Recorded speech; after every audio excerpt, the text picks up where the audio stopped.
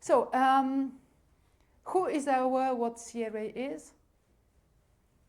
Okay, thank you. I've managed. You know what it is. Okay, so now, if you do not know me, I'm Marta. I do mostly security in embedded, and basically I do have formal background for that because I do have actually PhD in network security. So you can cite me with the PhD if you need to support. I don't know if it's going to work for budget requests, but you can try.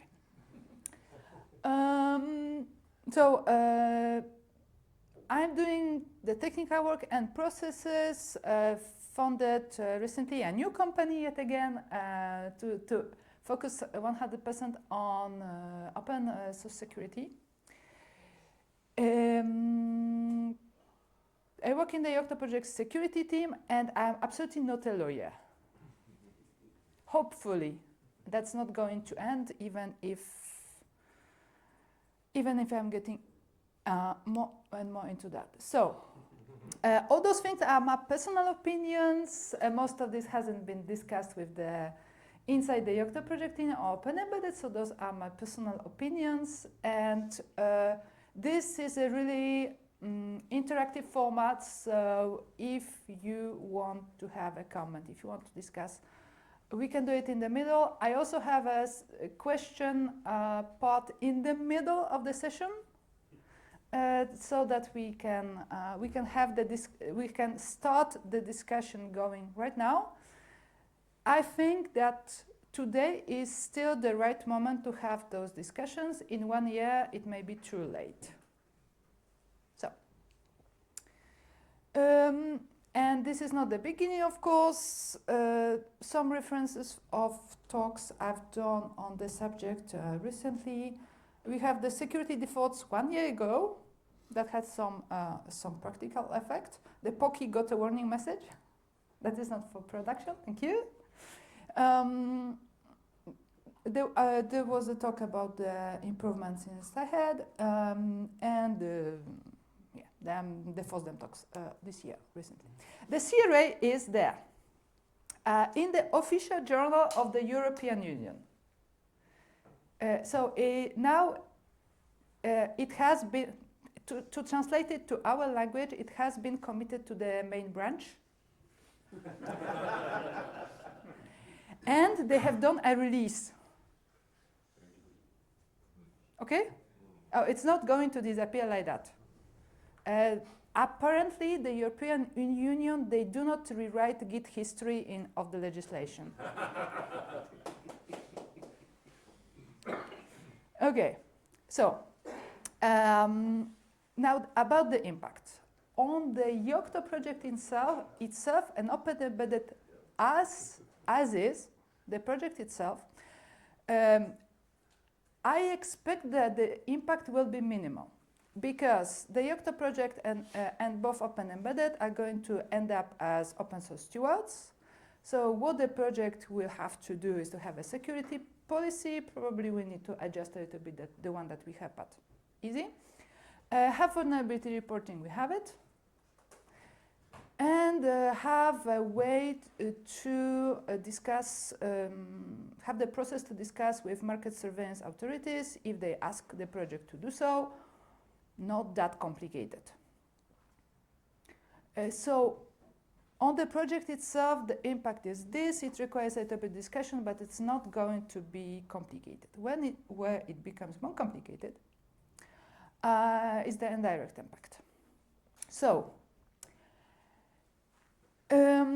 most of you, as we have seen on the BOF and we have seen during my talk, most of you will be manufacturers under the CRA or work for manufacturers. Basically the same situation. Either you are in this directly or your customers are in this directly, so not much difference. And all of the applications that CRA are on the manufacturers. They need to secure their products, and now we have two options.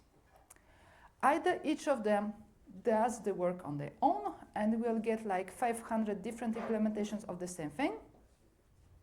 And when I talk, when I'm counting 500, I think that's the low estimate. Or we do the part of the work in the open source way.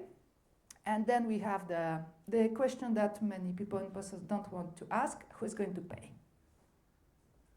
Right? Now, I called this talk meta-cra-compatible, but that's not the only possibility of how to do it. We do not need to add a layer.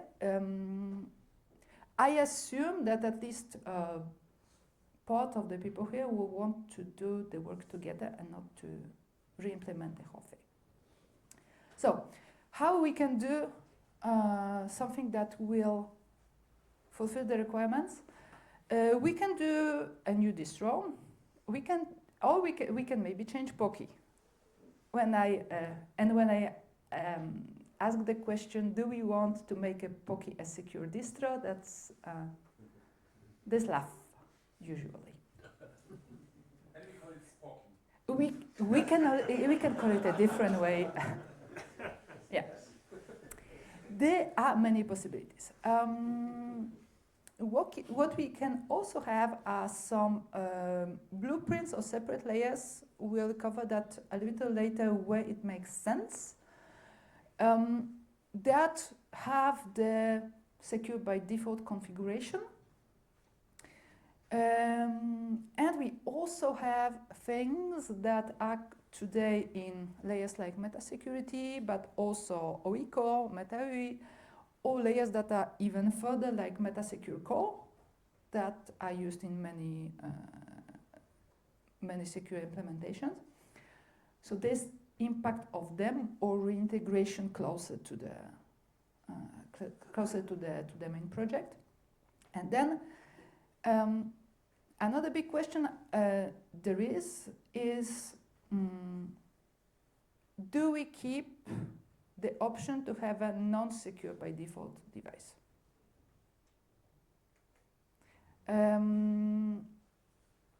And this is an open question. I have my opinion on that we shouldn't, but I know that some people may want to have it for markets that are not under this array or for the type of products that are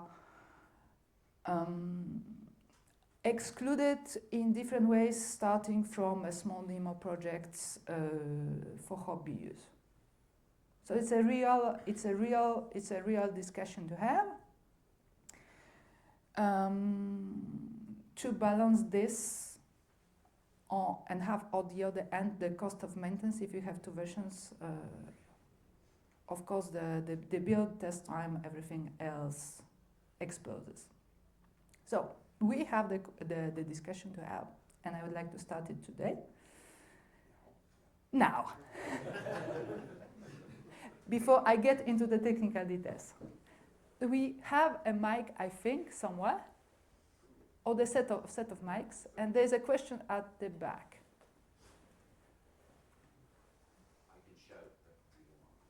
We probably wanted to have recorded, so. Thank you. Okay, so this is for the thing. I will shout and he'll record it. So I am actually expert on the Etsy pieces of non-default passwords. And as you pointed the Pocky thing, I went, oh, and the login is probably what? Root blank, right? I don't know, something like that. So that would absolutely be unshippable in all parts of Europe, okay? And especially UK, you will not even import it. You just, the regulations there. So that tells me that you can't have a hobbyist thing that you ship, right? And I don't know what the answer is, because I don't think that it's useful for developers to have to create a random password every time they do something. So I don't know what the out is there, but it seems clear that that can't be what was the words you used? An available product. There was the words, CRA words used yesterday. Market product or something. A product put on the market. Yeah, it can't be a product based on the market. So, but if you build it yourself, that's okay. So I don't know, but we can't have a default password. That will not fly. So rather than use the word hobbyist, I'd like to use the word people doing work like board bring up and internal lab stuff. Because I think there are a lot of people who are doing things that won't ship, but they're using this so that they can then convert to something that can ship. So rather than use hobbyists, we should say like board bring up and non-shippable tasks. We also have questions at the front, so we'll cover people at the back and then we'll come in the front. So my observation to that is if I'm a manager in a large organization, the last thing I want is that I'm building things that are working in the lab and then I can't take them through to production. The right answer is they got to eat the dog food at the very beginning, and if it doesn't work, then you guys got to fix it and make it easy to use. So this board bring up nonsense idea is just the devil's, we'll never get out of the hell if we allow that to happen.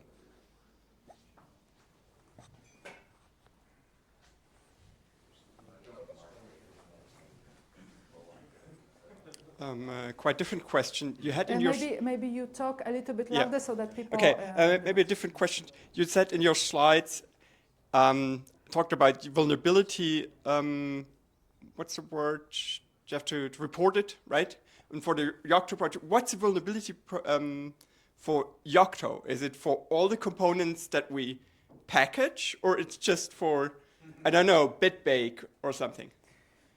So there are two parts of that.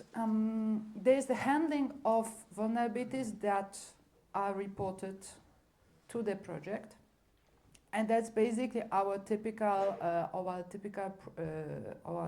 process of if something is reported to the components maintained by Yocto project.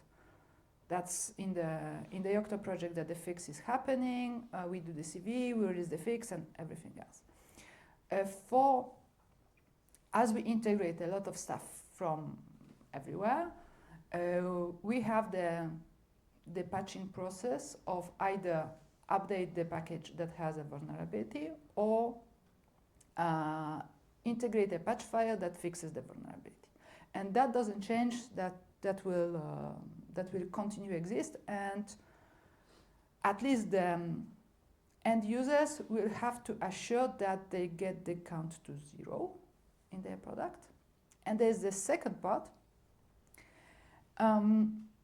Manufacturers, but also open source stewards, have an obligation of reporting of exploited vulnerabilities. The formulation in the theory text is a little bit unfortunate because they say vulnerabilities. There's a lot of text which are exploited, and exploited is at the end of the line.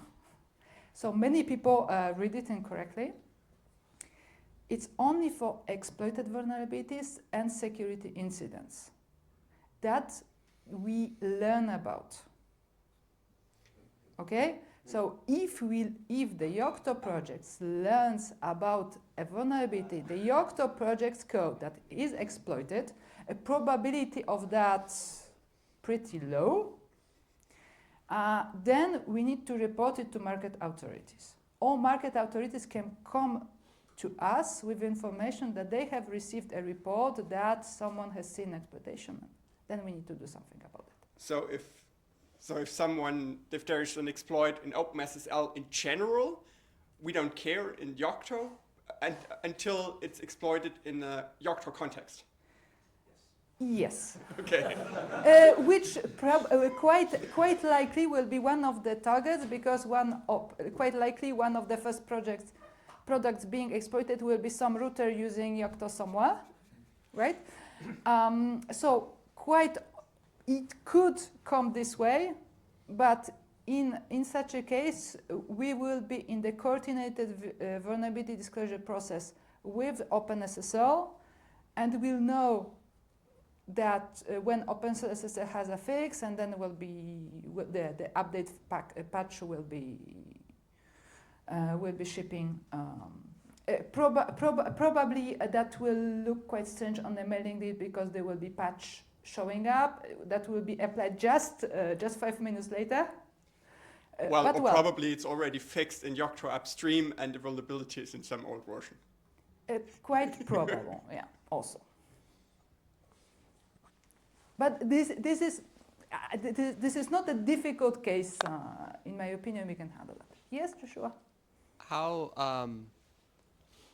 is the EU expecting to enforce that open source projects do this? Like, if I don't put security.md in my private or my public GitHub project, like, what are they going to do? The question is, the question was how they are going to enforce it. I don't know. Do they of know? course. I think that if we do as we do today, that's going to be kind of fine, because we try to do things seriously. Yeah, I mean, So it should be okay. yeah, I'm not worried about Yocto. I think we're probably fine. The people who may have problems are vendors that are waiting 6 months before answering to a security searcher who reports back to them. I think that as long as the fine is something percentage of your turnover, I think we're safe. So if it's your own private, repo, this is freedom of speech. If you're not making any commercial activity out of this thing, they basically cannot go after you, because this will be covered by freedom of speech. That's the whole purpose of the law. But if you're making money out of it in some way, you start to get into a gray zone. That's where you'll need to pay attention. But if you're not making any money, if this is purely hobbyist stuff, the answer is people should fork your stuff and fix it. But you're okay. Why do they even have the open source steward wording in there then? Because if somebody else, the open source stewards are supposed to be there and come around and say, if you think somebody's going to keep downstreaming your stuff, we'd like to talk to you about this as an issue. But if you say, don't use this, right, fork it and go away, then they'll just say, they will start telling manufacturers, he said fork it, do something else, right? I mean, they cannot come after you individually if you are very clear, do not touch this. But if you're telling people, I'll take money from you and I want to do stuff, then they're supposed to come after you and say, there are consequences for you trying to sell stuff. I propose that on the all questions on the interpretations of CRA, we use other means, okay? Because they are. And this is an important question, but probably we won't find an answer here to this. Okay. Do we have more remarks on the first part? So I would like to, if we do not have remarks, I would like to do a kind of a survey. So who thinks that the best way is to fix Pocky to become secure? Raise your hand. We have like 20. We are one fourth of the room, okay.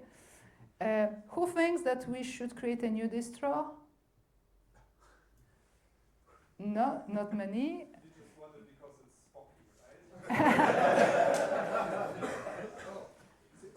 Seriously, if you ask me, let's ditch Pocky and build something new that fixes this shit. That's me. Okay. And for the others, what do you think we should do? We have where's the mic? Okay. Someone. We call defaults. I would say we should break Pocky so that its insecurities cause it to do, like, you could have a layer that says, this is the example, default password layer that also has a, sleep 1 hour reboot. Okay, something that completely makes it unshippable at that way, but maybe makes the board people happy, because 1 hour, that's a long time to debug before you reboot anyway. Something like that basically, huh?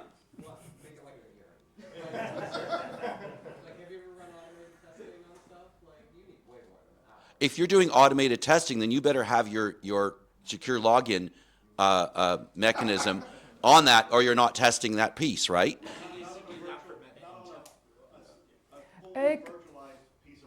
Can we be switching the mic between people talking, because otherwise we won't have it. Shut up now. On a fully virtualized piece of hardware that you do bring up, you can do bring up on, it can take well over an hour to boot. Tweak the numbers then. Okay. We have a question on the front also. Question, remark, opinion. Yeah, I just wanted to say what we can solve in OECAR, we should solve in OECAR independent of what distro you use. So in the defaults that we have in OECAR. So it's valid for everyone. Okay, the next survey point. Who thinks that we should fix it OECAR or whatever layer that applies? I guess 1/3. Okay. So there are some people who have not raised their hand yet, I think.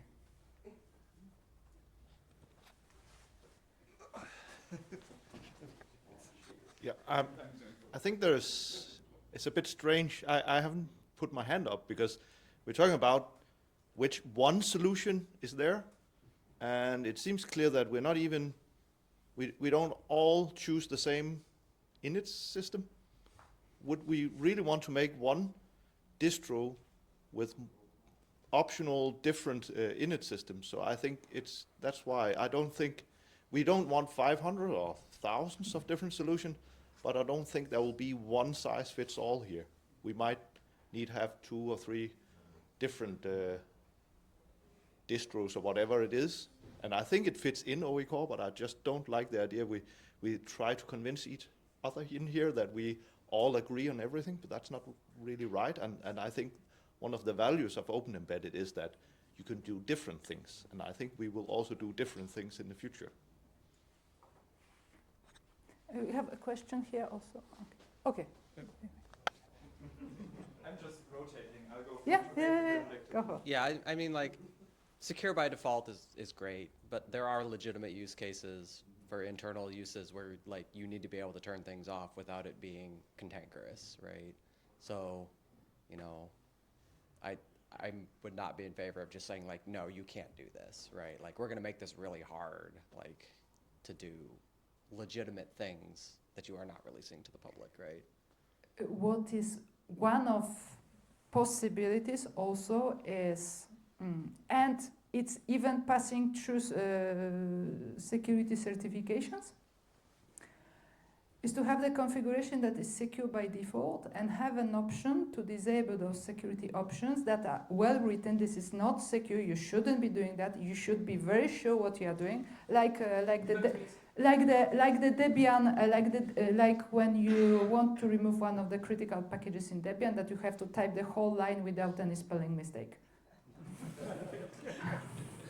That is a possibility. We have a remark here.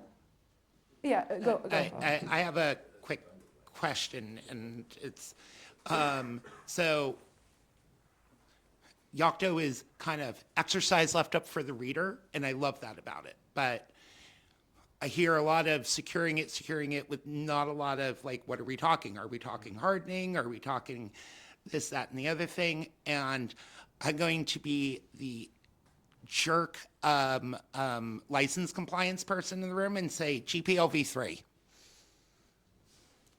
How are you going to deal with the things that we require from various software licenses, like being able to replace stuff? You seem to have two competing things here, and I'm kind of curious, has anyone given this any thought?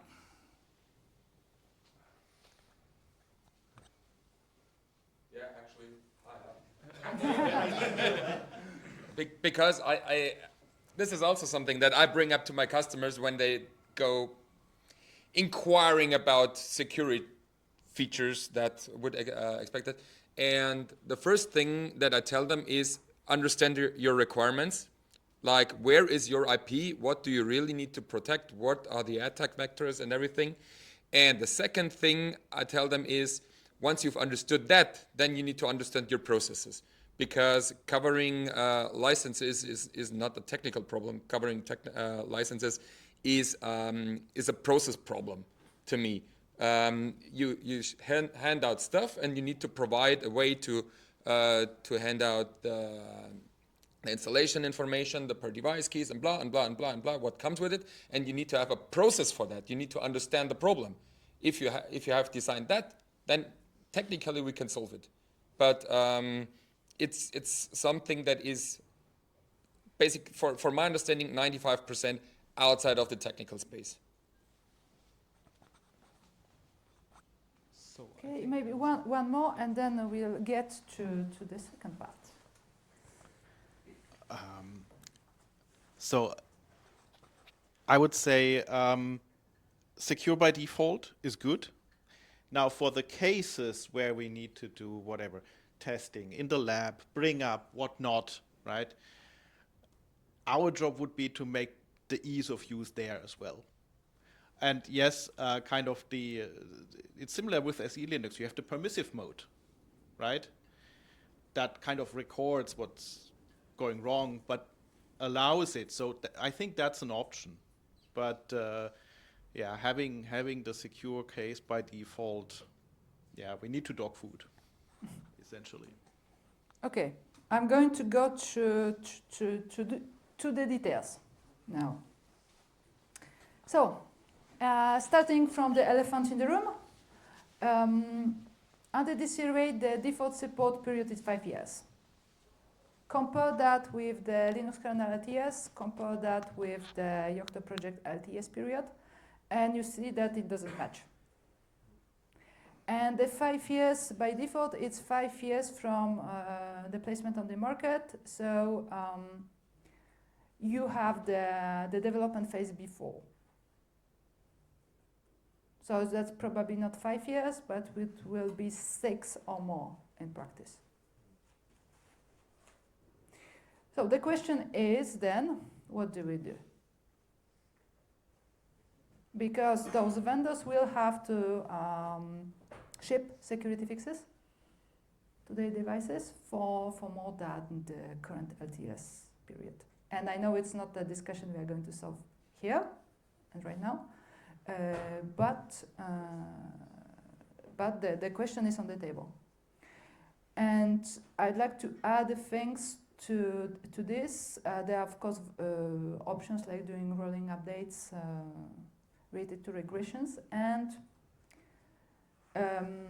a problem that I have seen multiple times, libraries on tools that assume that the user is only using the latest main branch. And imagine trying to backport a fix 4 years after to such a project. What I do recommend is just you do not include such projects in your product period. But there are such things in the meta-OE, for example. So the question I will be asking here, do we do a selections of packages that go to the LTS? And some of them, if they do not want to have a do not want to support long term, then go away. What about the kernel? The kernel doesn't do 5 years anymore. I guess that the question was, what about the kernel? The kernel doesn't have the long policy. I'm curious to see how they are going to react to, because they are well aware of the 5 years.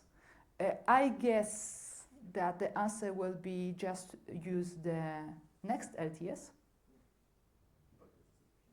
Marta, yesterday you talked about this placing on the market. That seems like that's different to what we expected. So 5 years LTS, that's not even enough, because something might happen that can extend it.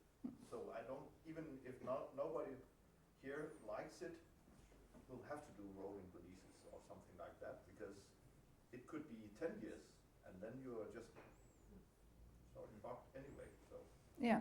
If you do that kind of rolling release, then you need to really take care about what you have included. Because if you have included something that breaks API every 6 months, 4 years later, you are not able to apply a security patch. Could we use the CIP kernel? The question is What about the CIP kernels? CIP kernels, people from the project can correct me, they support only specific hardware. Not everything. I think we should take a look at what the Android people are doing with their GKI image, and they are doing major kernel updates in the field on chip devices, just because they don't maintain kernels for longer than the upstream kernel does. So they update in the field and make sure that they don't have too much patches in their downstream kernels. Yeah, I mean, I'm just caring for your physical activity. I mean, if I look at this from, now I'm putting on my technical hat, it says there needs to be a support period, there needs to be fixes, there needs to be security vulnerability patching or whatever, but I don't think it says it needs to be available for every version. So if I was a kernel developer, which I am not, I would say nothing changes because there is always a next kernel that you can upgrade to, which will have the fixes. I don't care if you want an old version to be maintained forever. The process is the kernel gets patches, the kernel gets fixes. They are in the next upstream version. Take it, then our process applies. If you don't take it, well, then that's your problem, not mine. And therefore, I think the discussion about CRA applying to the kernel is essentially a cooked-up industrial problem because of people not getting their processes and the regression testing straight, and it's not a kernel problem.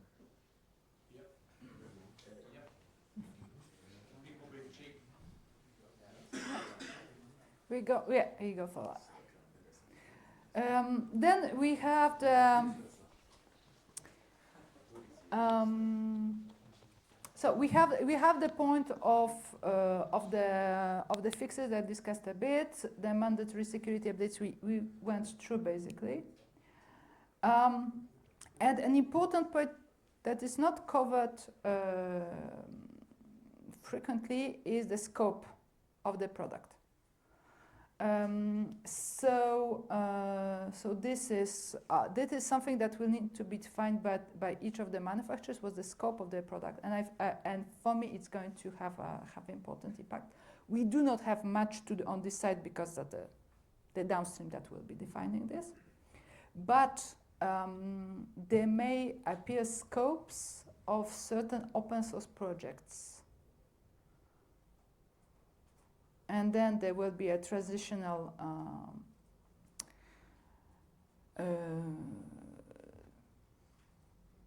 the scope will be migrating, and we need to make and someone have to make sure that that we are using that project in its scope and not outside of its scope, because otherwise they may refuse fixes. Then there is a risk analysis, something that embedded developers do not do very frequently, and something that you will probably learn more about in the coming years. So the CRA doesn't define exactly, it doesn't force you to use any specific format of the risk analysis. So you can do it the way you want, but you need to document decisions and reasons for certain things. For example, like it was discussed yesterday, if you use an outdated cryptographic algorithm because it is needed in a protocol that you need to use because of compatibility reasons with other devices, that's okay if it's written in the risk analysis, until the protocol becomes out of date. Those will be things that the manufacturers will have to take into account. So when we review a little bit the requirements and what we have. The hardening at the level of the compiler, basically we have that, there's an enc file, just everyone will have to make sure that they include it with reasonable configuration options. The SBOM generations, we have it, so easy, you can generate SBOM.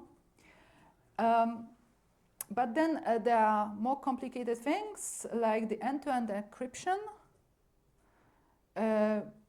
Not all of the libraries, services, or whatever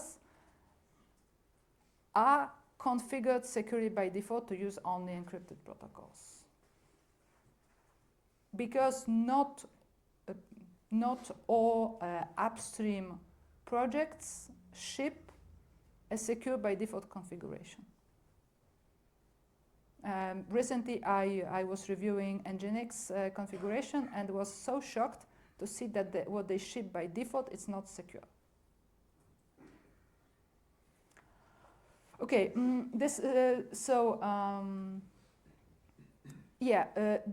the kernel also. What is shipped by default in the kernel, it's not secure by default. A simple thing, there are configuration options to change to enable, some to disable, to make it secure by default, and we have that analysis one by one everywhere. Basically, I started and I got a little bit of white hair, and then the last point on this one, the permissions of services. There have been a lot of exploits written on embedded Linux systems that benefit from the fact that the embedded web server runs with root permissions, and then the exploit runs and it does whatever it wants. That should be forbidden by default. We have more advanced things like seccomp, AppArmor-C, Linux, maybe not. We can start from simpler things at the beginning, but at least not be running everything as root, please. The CRA has requirements on user data protection. The user data has to be encrypted when stored and when transferred. It means, on technical means, that probably means an encrypted file system. Do we have an easy framework to have an encrypted file system today? Yes. Yeah, we do? Systemd. Oh. Encrypt and keep private key. Yeah, but is it easy to set it up by default? Not really. Yeah.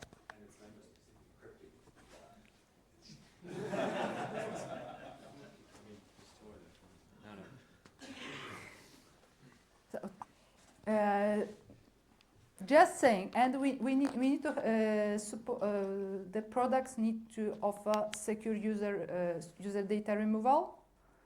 The best way I know is that you zero the encrypted partition, or you FF it depending on what it is, because then it's well gone. So, but then it has to be a separate partition. I should suggest destroying the decryption key instead. Yeah, also, yeah, sure. So a little bit of work here. That doesn't seem that complicated to me. Then we have logging. That's also funny. Because we do have logs for many things. But we do not take into account the security events separately. What is security event? For example, there is a remote login. There's change of passwords. There's an update that has been installed. Not complicated to do. And all of the code, all of the frameworks, they are there. There are even more advanced things like auditing, and everything is there. Just we are missing easy to use default configuration for that. It will be also good to have a configuration for securely transferring logs to different machines for use cases that where it makes sense. For example, for industrial equipment and stuff like that, when you can transfer the logs. And yeah, the tools for all that exist, but the configuration is not totally there. Updates. That's a can of worms because we have a lot of update systems. Each of them has its own layers that you configure each of them differently. And kind of nothing is integrated by default. For completely understandable reasons, but when someone wants to integrate the update system, they have work to do.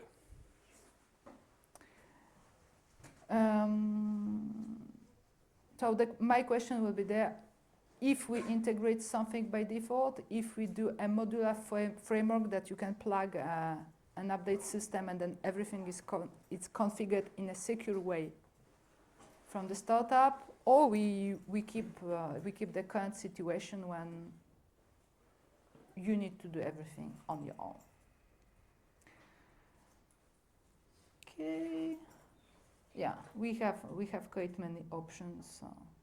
Me personally, I tend to like the option to have blueprints, standardized blueprints of the most popular systems, so that users can just copy paste.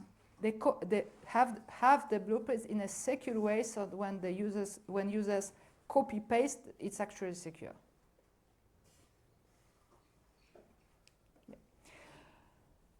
Integrity. When I talk integrity, many people say it requires secure boot. That's not totally the case every time. But secure boot is the solution in many cases. Whom of you have put a secure boot in place with Yocto? Okay, how about half of the people? How easy it was? Yeah, we have the answer that Secure boot, not measured boot. Secure boot. Measured boot is good enough for many cases. So yeah, streamlining, making it easier, especially the number of things that you have to bring together, and configuring secure boot. Just from the security standpoint, it's not an easy thing. It's really easy to make a mistake. It's really easy to forget something. I see so many projects when they forget to remove the testing keys from production, because it was like that in the testing system and they forgot to remove the key. Well, but that's enough to break the whole thing, right? Or when there's a passage without verification at some point. There's also a solution to do integrity with strict permissions. There's also an option if someone wants to go that path. But it requires documentation, the risk analysis. But there are possibilities in that. Okay, so I'm back to the same question. After those technical details, so what do we want to do?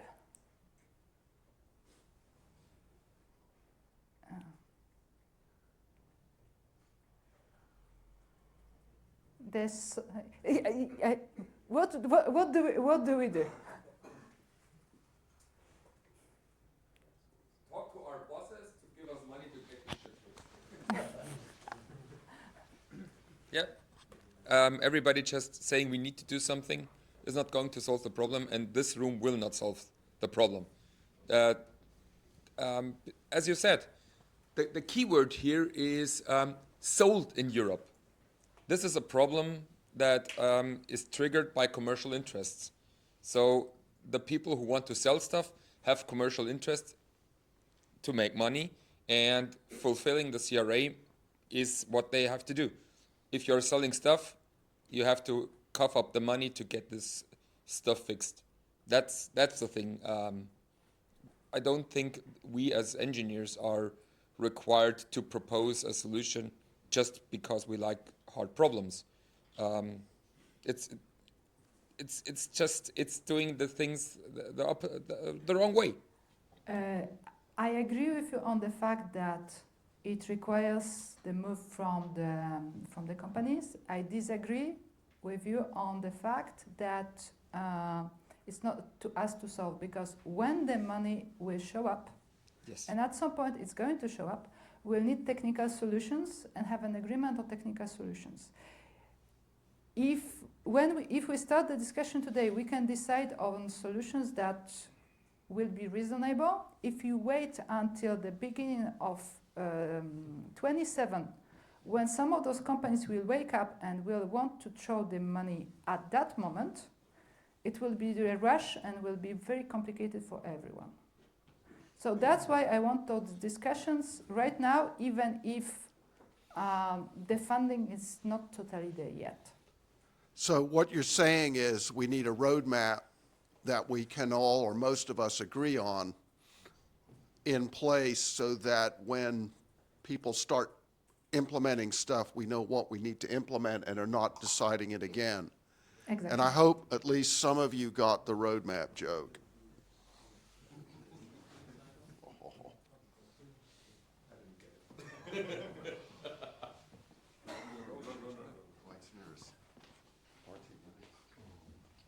And at the end of it. This is not for public.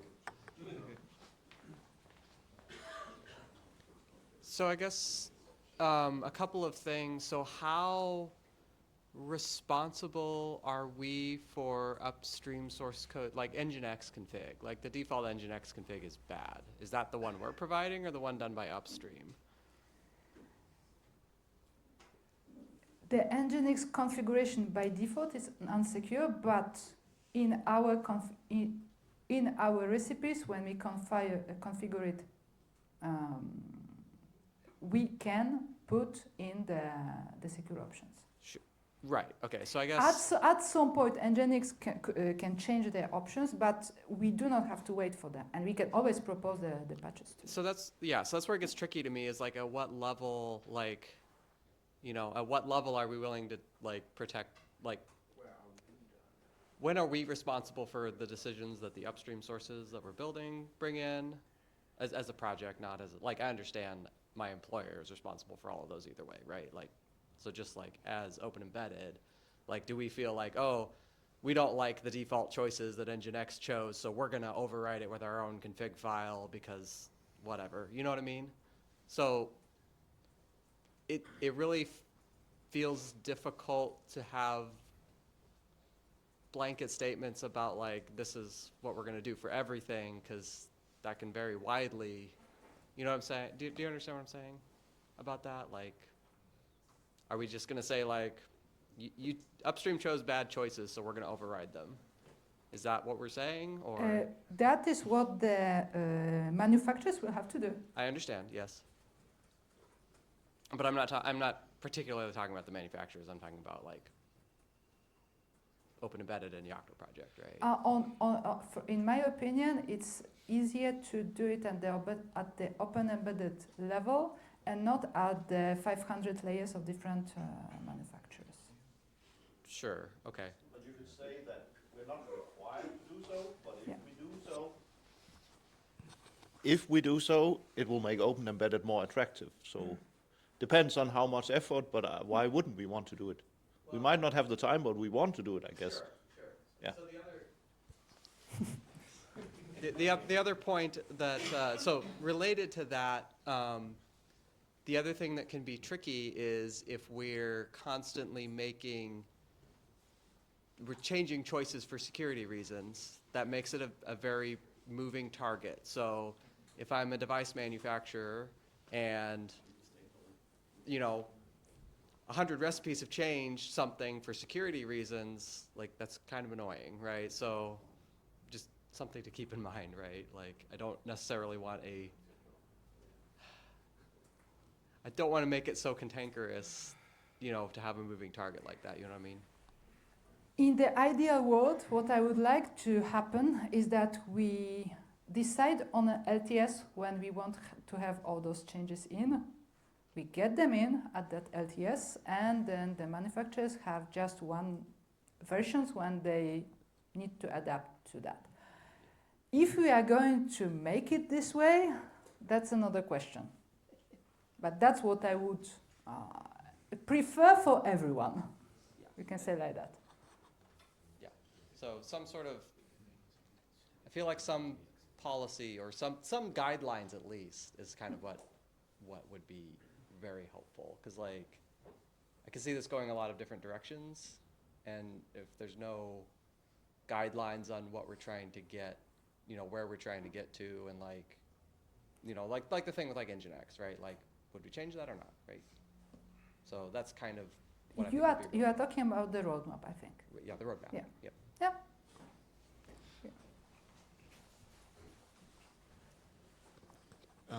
There are some upstream projects like Opti which have chosen explicitly not to try to make a secure default config, because doing that for a specific SOC is so complex that they don't want to give the impression that their defaults are secure, but because the chance is that they are not. So they explicitly say, our default configuration is a development configuration, and you are responsible for making it secure. So we are not trying to get some level of security, to not give the wrong impression.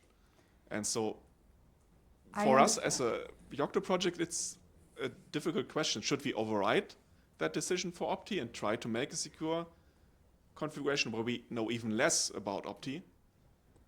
Or we just say, this is not secure, it's your problem?